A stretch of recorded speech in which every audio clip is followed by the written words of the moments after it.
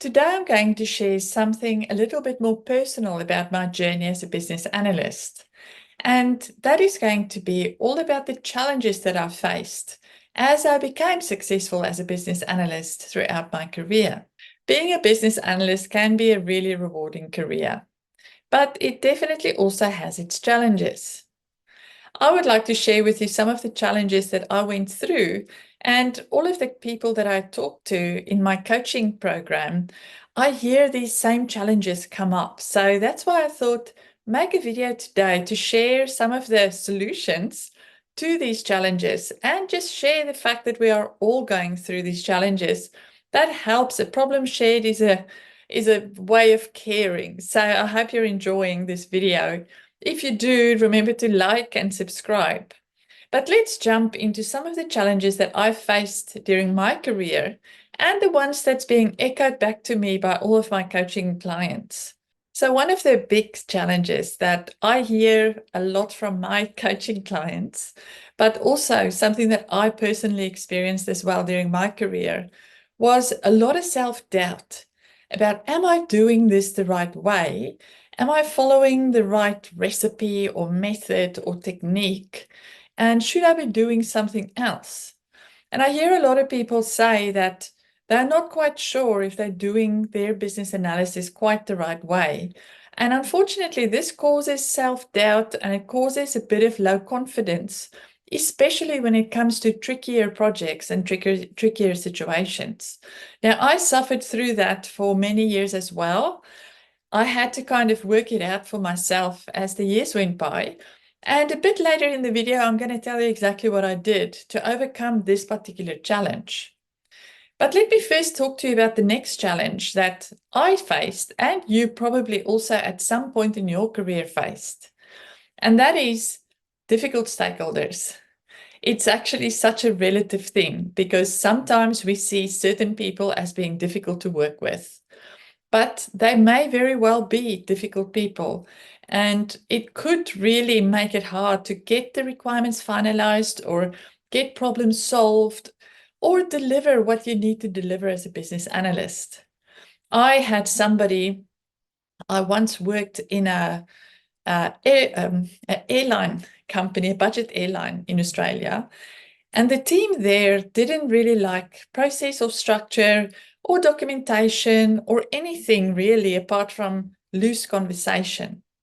Now, as a business analyst that's trying to kind of work out what all the requirements are for a new solution that's going to impact thousands of people, you do want a little bit of structure to just kind of confirm what the requirements are going to be. But my stakeholders was constantly pushing back on any type of documentation as we know it as business analysts. So I found that particular type of stakeholder in that company really quite challenging. And there were a few people, but it was more than that. It was a culture. So that was hard to deal with. And I'll tell you what I did to overcome this one too, if you just hang in there for a bit. And then the last challenge that I want to maybe just also mention is complex subject matter. This is something that all of us will at some point encounter where you feel like, oh my goodness, this is too technical, or it's really hard to understand, or it's so dependent on subject matters to be able to perform my role because the subject matter is so complicated. Now, this can be quite a challenge, and it's in a way part of the fun of being a business analyst. But initially, it can be very intimidating if you feel responsible to be able to deliver all these requirements, but you don't understand what half of it means.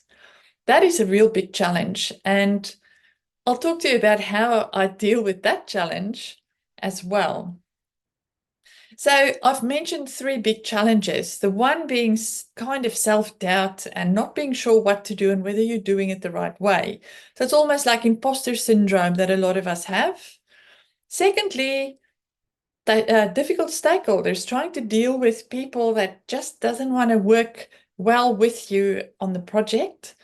And then the final one is the really complex subject matter, how to deal with it, because as a business analyst, you're often just thrown onto a project and they just reckon you'll just swim. can be really difficult if it's complex subject matter. How do we solve for all that? So let's now jump into some of the solutions. And what did I do to overcome some of these difficult, tricky kind of situations and parts of my career and projects that I was involved with? So first of all, let's start with the first problem, where there was a lot of imposter syndrome. You know, I was quite new. I went to work in London. It was one of my first roles as a business analyst on a very big global project, and I was really, really grateful to be there. But I had no idea that there was basically no guidebook for me to follow. And just being quite fresh out of university, you know, at that stage, you were still looking for answers in a book or in a procedure manual or somebody showing you exactly what to do. But that was not what business analysis was about. And the first couple of years in this role, I really wasn't sure whether I was doing a good job. I had to just follow common sense, and I had to try and learn some of the techniques like process diagrams. But it took me a long time to realize business analysis is supposed to be gray. And the best way to solve for the imposter syndrome feeling or the self-doubt is to take something like the Babel Guide, bull by the horns, go do a certification, get best practices under your belt, so that you can have the confidence that, yes, I do know what the best practices are, but then you'll realize I still have to solve the problems in a bit of a gray, kind of ambiguous way. It's not always black and white, and that's the nature of the role of a business analyst. So the more tools I learned and the more knowledge I gained around what business analysis is and how to deal with business analysis as a profession, the more confidence I had in being able to just apply what I've learned, using common sense, using my best endeavors by pulling out the tools and the techniques as and when they made sense. That eliminated the problem of not having self-confidence. I completely got very confident and very able to solve any kind of ambiguous problem, just using best practices and having the comfort and the knowledge that it's not supposed to be black and white. So that was the first solution. Now, the second solution around difficult stakeholders. Now, if we go back to that airline situation where I had this group of people, they just didn't like structure. They were all kind of just, what seems to me, flying by the seat of their pants. I suddenly realized they are quite immature as a company because they were still young and small and having a bit of that digital vibe going. But it helped me as a business analyst to grow and to learn how to adapt to their style of communication. So it was a hard lesson for me to learn, but I realized that instead of me trying to force the way I communicate onto them, I listened and learned how they like to be communicated with. And in that case, what it meant was to remove this spreadsheet full of all the requirements and all the functionality and all of the technicalities, take that off the table in the elicitation sessions and use wireframes and screenshots and visual aids to show them, hey, we're going to move this button from there to there. And yes, this is what we wanted to do.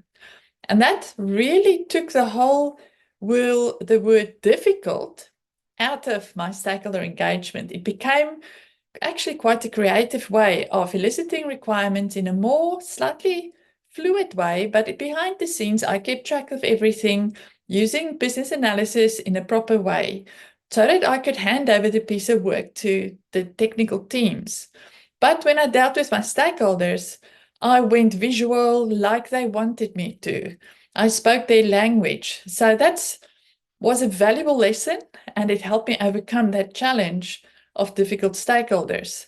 So often, the answer with difficult stakeholders is to understand what is their perspective, what is important to them, and then for you to go build rapport by using their language preference to speak to them.